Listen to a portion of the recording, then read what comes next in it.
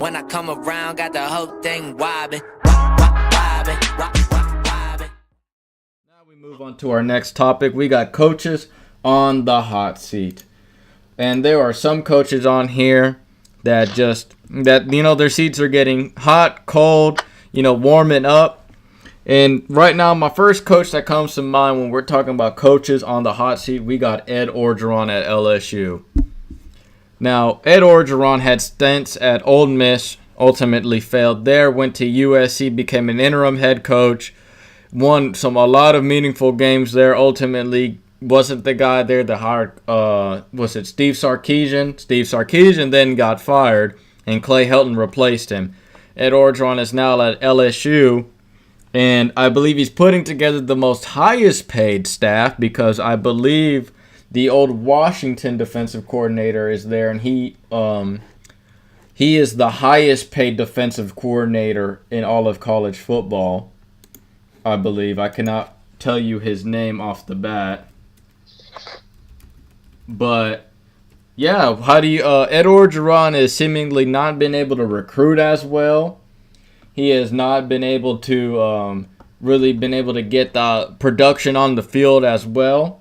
And I just believe that this may be Ed Orgeron's last season. Yeah, if he can't get something turned around, because Les Miles, let's keep it real, he got fired because he couldn't get past Alabama. Right. And it doesn't look like Ed Orgeron is getting any closer to that either. And if not getting farther and farther away from that. Yeah, and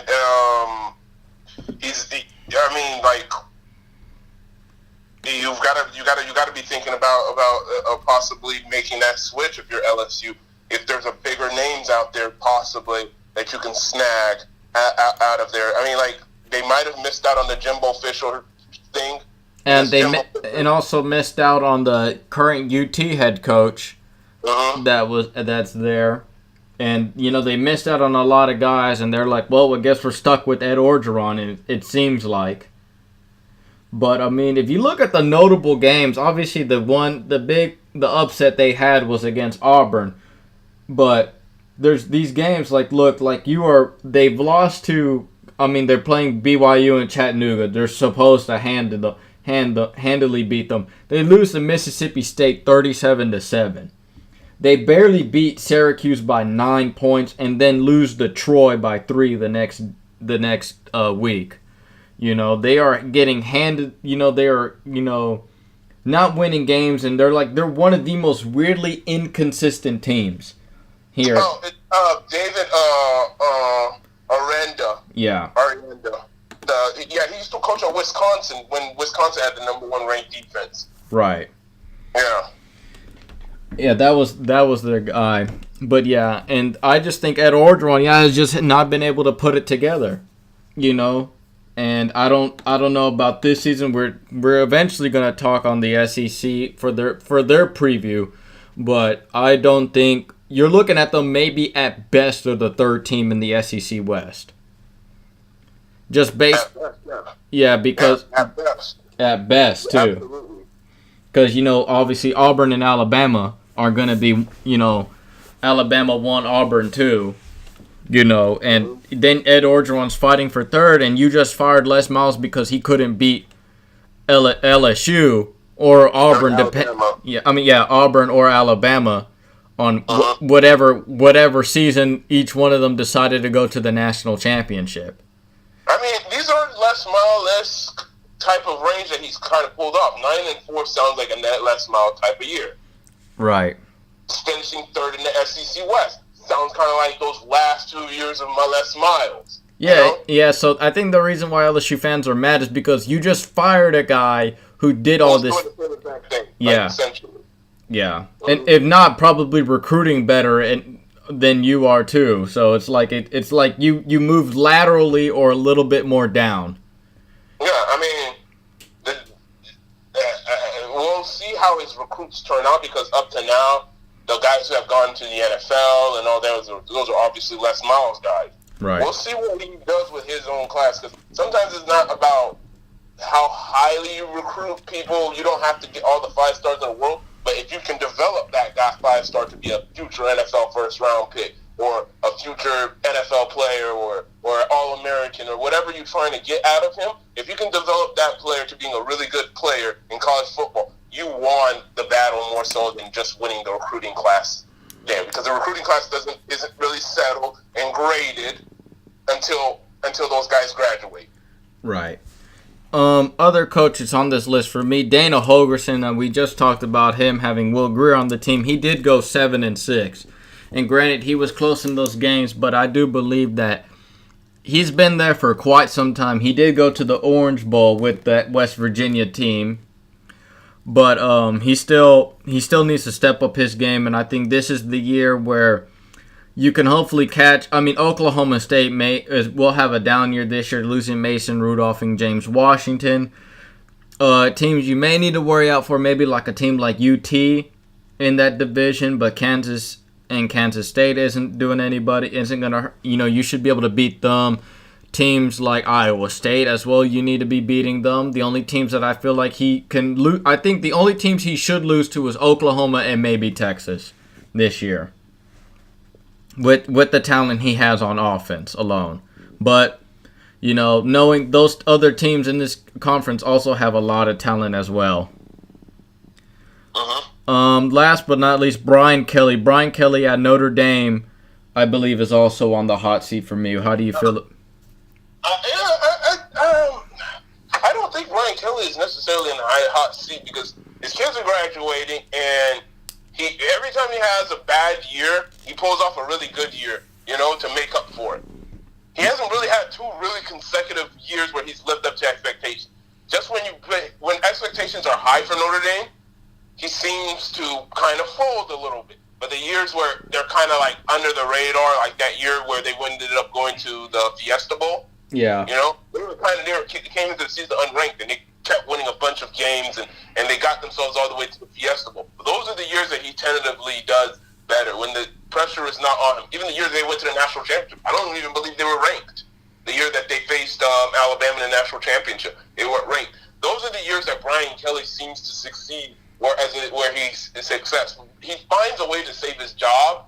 So coming off of a last year of the amount of wins that they had and all of those things, the accolades they were able to do and beat LSU at the end of the year, Notre Dame's on the way up. I don't necessarily, this is maybe the one I disagree with you as far as coaches in the hot seat. I really don't see him too much on the hot seat. Now, if he goes like only 3 wins or 4 wins like he's done in the past, maybe we are talking about the hot seat. But if he has a 6-6 season, they'll give him a pass, because they know he'll probably redeem him with another year, because the kids are graduating and they're winning games relatively here and there, Right. But it doesn't have the same standard that it did back in the 90s and the 80s. Exactly. Now that goes. I wanted to add one more coach myself. Go ahead. A coach that we talked about last year probably being fired. I'm gonna go with Cliff Kingsbury. Oh, Texas. yeah. Yes. I thought he was done for too a year ago, and he managed to beat Texas and kept his job. Right. So, your goal at Texas Tech is only to beat weak and what do you call it, transition year Texas team. Yeah. Then you have no expectations. That's another one of the guys I was going to throw out there as well too. I would agree with you. I thought it was a perfect marriage when he went to Texas Tech. He fit their mold.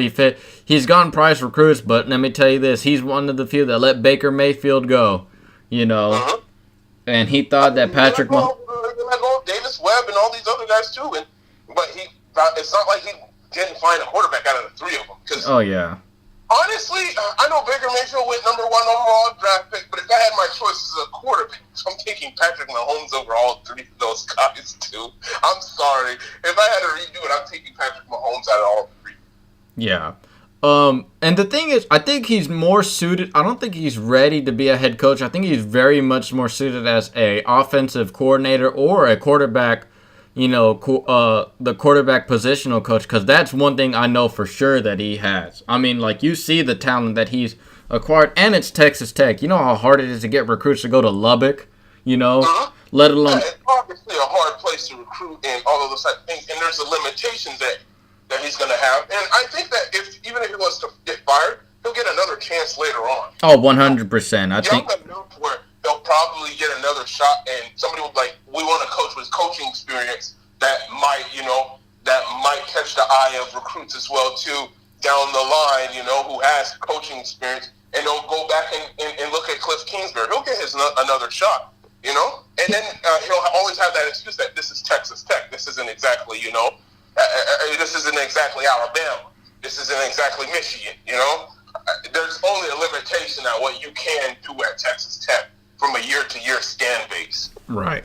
Funny enough, he has had 4 quarterbacks that he has had under his wing that he has coached at one point have been drafted in the NFL. 3 of which have been first-round picks. Uh-huh. I mean, the first one, Johnny Manziel. Then Davis Wade has been picked up by the Giants.